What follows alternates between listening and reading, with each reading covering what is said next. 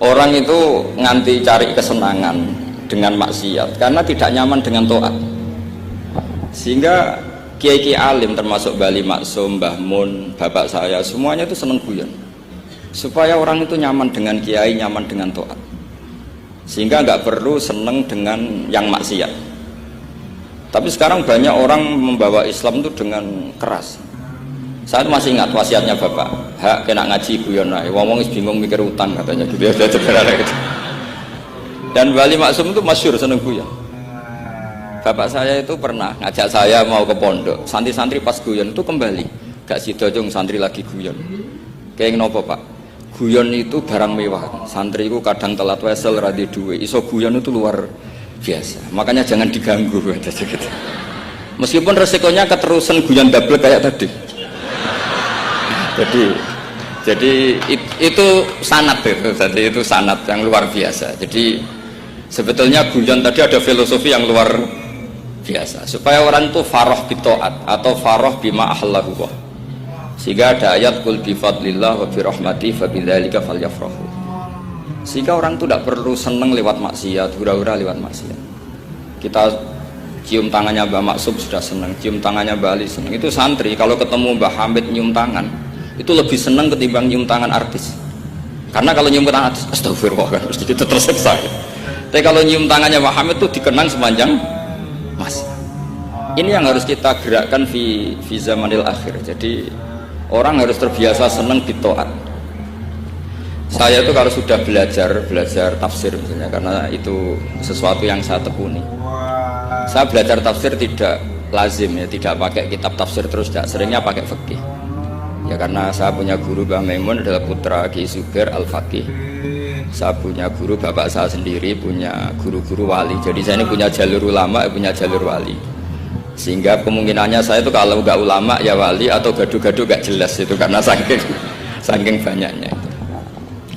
Dalam ilmu yang diajarkan Mbah Mun, diajarkan tentu beliau punya sanad ke Said Alawi sampai Rasulullah atau lewat Mbah Karim, Mbah Hashim juga sampai Rasulullah. Yang jelas gak lewat duta besar karena ini mengkotek itu bahaya kalau sanad lewat apa duta besar. Sanadnya begini, ada riwayat yang ditulis kitab Ihya, juga ditulis kitab Khilyatil Aulia, itu memang yang menopang perilaku duta besar tadi. Inna min khiyari umati qauman yadhakuna jahron min saati rahmatillah. Itu dalam kitab Khilyatul Aulia redaksinya malah inna min khiyari umati fi ma nabba'ani al malaul a'la. Qauman yadhakuna jahron min saati rahmatillah. Jadi termasuk umat-umatku yang pilihan adalah itu komunitas kaum yang kalau guyu itu bukan terbanter itu. Sehingga saya khawatir duta besar tadi ngakak-ngakak gitu apa bagian dari kewaliannya ya gitu. Karena disebut khiyarul ummah, umat pilihan. Meskipun kayaknya enggak juga, tapi ini cerita saja kan. Jadi inna min khiyari ummati fi ma nabba'ani al malul a'la qauman yadhakuna jahran min saati rahmatillah. Lalu saya mikir kenapa itu jadi khiyarul ummah. Bali itu masyhur seneng guyon. Mbah Mun ya masyhur seneng guyon. Bapak saya seneng guyon. Saya dulu itu iskal, ada kaji itu terkenal agak punya will itu. Ya agak maksiat agak ceritanya. Ini agak katut juta besar tadi, makanya saya ngomong perempuan. Kaji itu agak ada gosip suka will. Ketika Mbah Mun ketemu bapak saya itu bilang begini, Donor, bapak saya namanya Rosalim, apa iku ayu kok nganti kajiku senang. Lho ayu bah. Bakasannya tentang ayu, saya dulu iskal kenapa Ki bakas wong ayu gitu. Tapi setelah saya tambah alim, tambah tahu itu, sampean harus ikrar memang tambah alim, paham itu artinya tambah alim. Akhirnya Mbah Mun cerita gini, nah aku kefikian malah jadi qadzaf. Jadi qadzaf misalnya gini, Anda terlalu Islam serius, pasti komentarnya gini, kaji kok demenan, kaji kok katut wedoan. Serius tapi akhirnya menabrak satu aturan yang dilarang Allah SWT. Itu kalau kamu menuduh zina jadi qadzaf, kalau kamu bilang kaji kok katut wedok jadi suudzon. Maka bahasan yang netral adalah lho ayu no kok nganti katut. Ayu bah, iya ya wajar, wong mesti katut wong ayu gitu. Itu filosofi. Jadi di balik guyon itu ada trik untuk menghindari ke fikih atau ke ketentuan fikih yang salah. Yaitu kalau kamu kejebak ekstrim, kaji kok seneng wong ayu, kaji kok demenan, maka berarti Anda qadzaf. Qadzaf itu menuduh orang lain yang enggak jelas apa buktinya. Maka guyon ini satu-satunya cara menghindari kesalahan yang lebih fatal. Sehingga di sini dibutuhkan kemampuan seni mengelola agama supaya agama ini tetap ceria. Saya berkali-kali cerita kalau ngaji, Imam Syafi'i itu kalau ditanya, diberitahu orang yang nyium tangan jenengan, yang di depan jenengan itu hormat, itu di luar ngerasani jenengan, bully jenengan. Jawabnya Imam Syafi'i itu tertawa-tawa. Baguslah, berarti saya wibawa, di depan saya buktinya tidak berani. Gitu. Jadi enteng saja, dijawab enteng saja. Baguslah, berarti saya wibawa, nyatanya di depan saya tidak berani. Tapi banyak orang membenci jenengan karena fikih jenengan. Jawabnya Imam Syafi'i seneng lagi, baguslah, nggak seneng saya pasti nggak pernah ngutang saya. Coba kalau kamu seneng juta besar itu pasti minta tolong, mau masuk apa saja lah. Tapi kalau benci Pak juta besar pasti malu kan minta tolong. Untung mana kamu dibenci orang sama disenangi orang. Karena kalau dibenci orang yang benci itu pasti tidak utang kamu, tidak ngerepoti kamu, tidak senang. Jadi Imam Syafi'i itu ngadepi dunia itu enteng saja, diberitahu itu orang itu nggak suka kamu gini-gini, ya bagus. Sehingga beliau ngendikan terkenal sekali, waman asa'a ilaika faqad atlaqaka. Orang yang berbuat buruk sama kamu berarti membebaskan kamu. Karena orang ini pasti nggak akan ngerepoti. Jadi ulama-ulama dulu ciri khasnya adalah ar-ridho anillah, melihat apa saja itu sudah ridho. Dan ridho itu ekspresi paling gampang ya ceria, seneng. Nah kemudian tadi kan saya bilang terakhir, ini yang paling terakhir saya baca trik menjaga perbedaan ini tetap kondusif. Saya neliti kitab Bali Maksum sampai khatam, termasuk kitab yang saya letakkan di kamar khusus itu diantaranya ada kitabnya Bali Maksum, Naduman Sulam Taufiknya Pak Hamid yang karangan orang-orang Indonesia. Tentu terbanyak ya kitabnya Mbah Mun, Basibir. Bahkan saya masih punya catatan tangan tulisannya Basim Asyari karena beliau pernah nyurati buyut saya ketika khatam Sahih Muslim yang keluarga Kudus. Terus banyak lah saya punya, termasuk saya punya tulisan tangannya Kiai Fakih Mas Gumambang, gurunya Basibir. Saya memang dokumenter kitab, sehingga saya maaf sekali kalau pidato umum itu memang saya tidak keahlian saya. Karena itu harus dobes, itu udah keahlian ulama, dobes itu udah keahlian ulama. Ini saya baca singkat, tapi semoga ini barokah karena ini kholnya Bali Maksum. Semua mubalek tadi pakai catatannya sendiri, jadi itu ngekholi dirinya sendiri. Ini saya pakai orisinal kitabnya Bali Maksum. Jadi saya mungkin penceramah terbaik karena sesuai konteksnya itu. Nah ini enggak. Ini kholnya Bali Maksum, cerita syairnya sendiri tentang rokok lagi, bolot lagi. Ya semoga diampuni oleh Allah Subhanahu wa taala.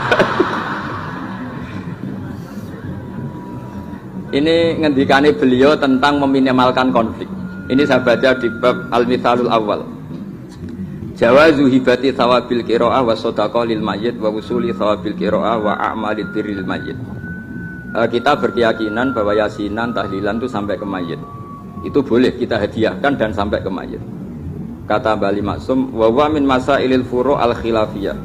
Fala yajuzu bi sya'nihi itharatul fitan wal jidal wal inkar. Alal qail wal amili bihi wala alal mukhalif. Ini dari awal masalah khilafiyah, sehingga gak perlu jadi konflik yang berkelanjutan, baik kita menuntut yang melakukan itu atau menuntut yang menentang itu. Karena dari awal ini masalah furu'iyah, sing nglakoni nggih monggo, sing nentang nggih napa monggo. Selama ini kan kita yang melakukan memaksa orang lain menerima, yang menentang memaksa orang lain menghentikan. Ini tidak fair kata Bali. Kata beliau itu gak fair. Wala yang bagi ayaqa bainahuma ma la yang bagi wuquhu bainal akhwaini muslimaini. Kata beliau, wala in kana lil mani'i mustanadun fa inna li ghairihi mustanadan kadzalik. Kalau yang melarang tahlilan, melarang yasinan dikirimkan ke mayit itu punya mustanad, punya sanad. Yang bagi yang membolehkan juga punya sanad. Kalau ada kiai yang kalau pidato nangis itu sanadnya banyak dan benar, tapi yang uraan kayak Pak Duta Besar juga banyak. Semuanya ada sanad.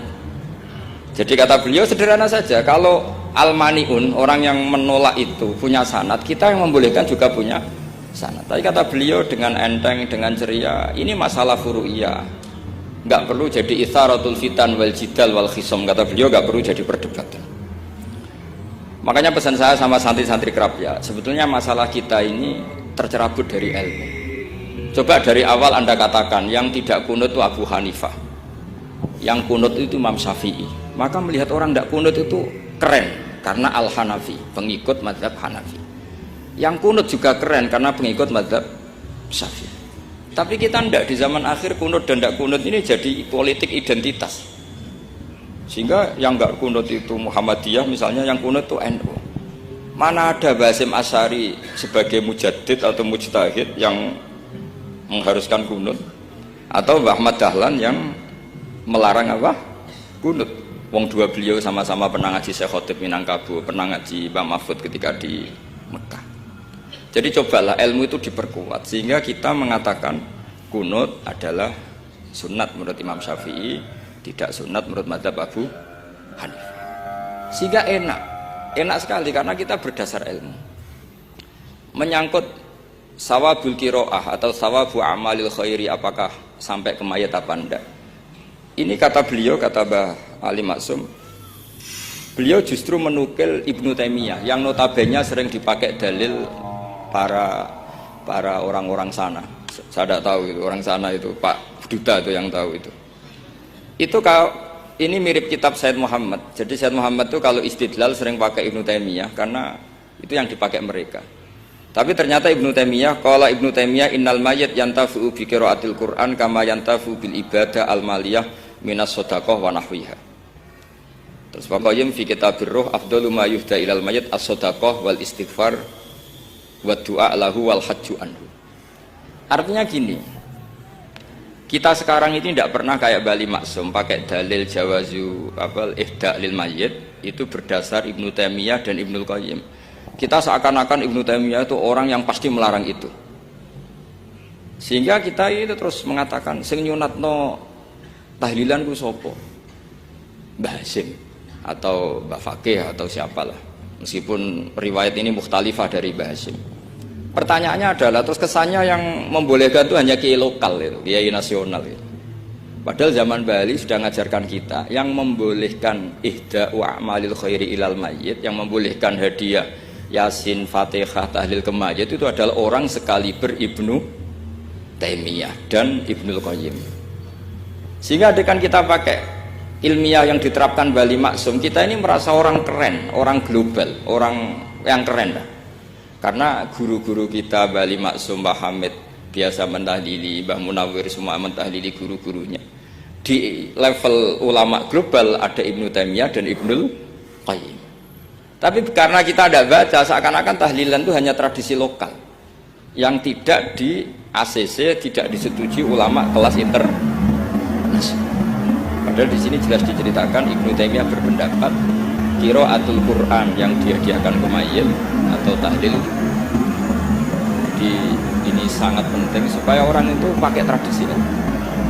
Saya pernah ngaji sama Mbak Mun, diberitahu kalaupun Rasulullah pernah kunut sekali, biasanya diperdebatkan kan, oke, Rasulullah pernah kunut tapi ahyanan. Pertanyaannya adalah setiap Nabi pernah melakukan sesuatu itu akan menjadi sunnatan mutaba'ah apa enggak? Tentu jawabannya iya. Nabi meskipun melakukan kunut andekan hanya sekali, tapi karena pernah dilakukan Nabi, maka kebaikan ini akan menjadi sunnatan mutaba'ah, sunnat yang harus kita ikuti terus atau boleh kita ikuti terus. Jadi nggak boleh misalnya Rasulullah itu puasa Senin Kemis juga ahyanan, tidak selalu. Rasulullah itu tofa rokiban juga ahyanan, bukan selalu. Tapi apa saja yang pernah dilakukan Nabi maka berstatus itu akan sunat ila yaumil qiyamah. Sehingga nggak bisa misalnya di hadis itu ahyanan, kemudian kamu beristidlal ini boleh dilakukan hanya ahyanan karena Nabi juga melakukan hanya ahyanan, tidak bisa. Sekali Nabi pernah melakukan itu dan tidak dibatalkan lewat nasah mansuh, maka kesunatan itu ila yaumil qiyamah. Sehingga Imam Syafi'i cara berpikir meskipun Nabi kunut ahyanan, kalaupun itu ahyanan tentu kunut itu akan sunat ila yaumil. Bagi yang tidak mensunatkan monggo, itu ada Abu Hanifah. Makanya kata Mbah Maksum, kata Bali Maksum di sini diberi muqaddimah, wa huwa min masailil furu' al khilafiyah fala yajuzu bi sya'nihi itharatul fitan wal jidal wal inkar alal qail wal amili bih wala alal mukhalif. Jadi kita sendiri disarankan beliau, kamu juga enggak usah nantang debat sama mukhalif, karena dari awal sudah masalah-masalah yang apa. Lalu terakhir pilihan-pilihan, terus kemudian tetap memancing polemik. Saya mau cerita lucu di Ihya yang katanya kitab sakral itu ya punya sisi lucu, sisi unik. Nabi Musa sebagai Nabi Bani Israel itu sering digugat karena orang Israel itu tukang debat. Nabi Musa minta ijazah, ya Allah saya kasih ijazah seperti tadi. Beliau minta ijazah Mbah Mun tadi. Minta ijazah yang supaya orang itu tidak bisa berkata buruk sama saya. Semuanya muji saya. Jawabannya Allah itu unik. Ya Musa, hadza syai'un lam asna'hu li nafsi, fa kaifa asna'uhu bika. Aku pangerane sering disalahpahami, kok meneh kowe gitu.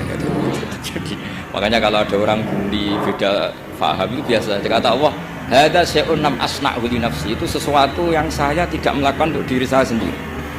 Kata Allah, saya ini Tuhan yang mengatakan saya punya anak ya banyak, yang saya bakhil ya banyak, yang salah paham dengan saya banyak, padahal saya ini Tuhan. Kalau saya mau tak bungkam semua itu orang. Itu saja tidak saya lakukan.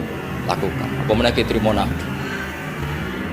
Makanya ini semoga ini saya nggak coba duta besar jadi pahala beliau.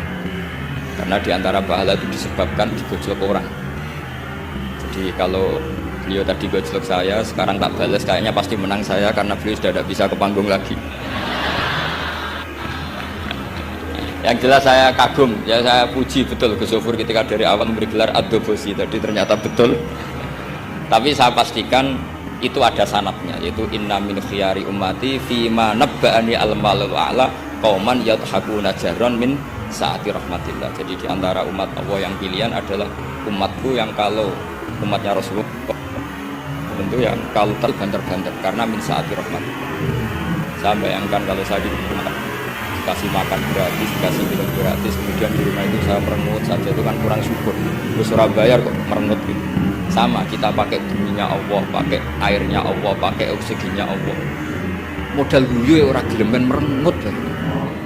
Itu kalau Allah tersinggung pasti Allah ngendikan falyatub robban siwa iwal yakhruj min tahti ardi wasama. Silahkan mencari Tuhan selain saya kata Allah dan keluarlah dari langit saya, dari bumi saya. Daripada diusir pangeran wis ning donya ceria wae, guyu-guyu wae, sementing aja dhewean apa guyu wis ngoten mawon.